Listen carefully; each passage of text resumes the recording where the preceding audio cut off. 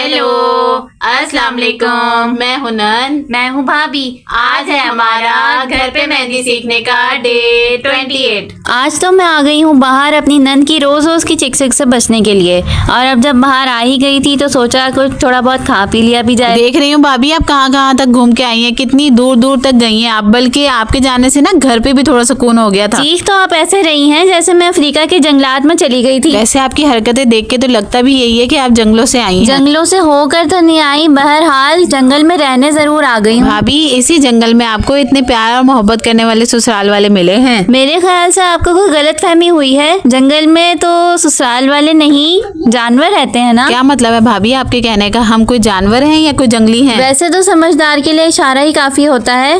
खैर चलें आज की मेहंदी की क्लास की तरफ चलते हैं। आज भी हम भाभी की ही पसंद का मेहंदी का डिजाइन लगा रहे हैं। एक तो बाहर से घूम फिर के आई हैं, ऊपर से घर आके भी अपनी मर्जी कर रही हैं। एक तो आप ना मेरे हलक में अटकी वो हड्डी है जिसको ना मैं निगल पाती हूँ और ना ही उगल पाती हूँ। भाभी आप फिक्र मत करें, अब ये हड्डी उम्र भर के लिए आपके हलक में फंस चुकी है।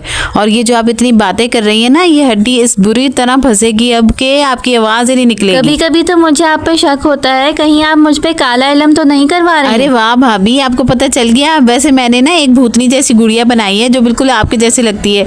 उसमें मैंने सुइयां चुबो चुबो के मैं आप पे काला जादू कर रही हूँ। कोई बईद भी नहीं है आपसे। मुझे तो आपसे पहली बार मिलके ही ऐसा महसूस हुआ था कि ये औरत मेरी सेहत के लिए ठीक नहीं है। भाभी आपकी सेहत पहले कौन सी अच्छी थी? चूही जैसी तो दिखती थी आप। जब से हमारे घर आई हैं तो कुछ मुंह मत्थे लगने वाली हो गई इसे हैं। चूही जैसा नहीं, इसे स्मार्टनेस कहते हैं। उसे स्मार्टनेस नहीं कहते भाभी, वो आपकी कमजोरी थी, नकाहत से मारी हुई थी आप। बिल्कुल जैसे सेहतमंद लोगों के खानदान में आके ना सेहतमंद हो गई हैं आप। अल्लाह ना करे आपकी जैसी सेहतमंद हो जाऊं मैं। आपको कोई काम कह दो तो उठने में ही इतनी देर लगा देती अरे है। वो तो मैं जान के उठ के आपका काम नहीं करती। कौन करे आपके काम? आपको तो हर वक्त कोई ना कोई काम याद आता रहता है मेरे लिए। ओफो कितनी काम चोर हैं आप। पता नहीं अपने ससुराल में क्या करती हूँ। मेरे ससुराल के छोड़े, आप अपने ससुराल की फिक्र करें। उनका भी कुछ काम कर लिया करें, हर वक्त बेड पे पड़ी रहती हैं। हाँ बहुत नौकर चाकर हैं यहाँ पे मेरे लिए जो आते हैं और मेरा सारा काम खत्म करके चले जाते हैं। अभी भी मेरे पास इतने सारे काम हैं और आप मुझे यहाँ पे लेकर बैठी हैं। चलें अब आज की मेहंदी की क्लास को खत्म करते हैं। हमारी नई आने वाली मजेदार वीडियोस को देखने के लिए हमारे चैनल को लाइक करें, शेयर करें, फॉलो करें।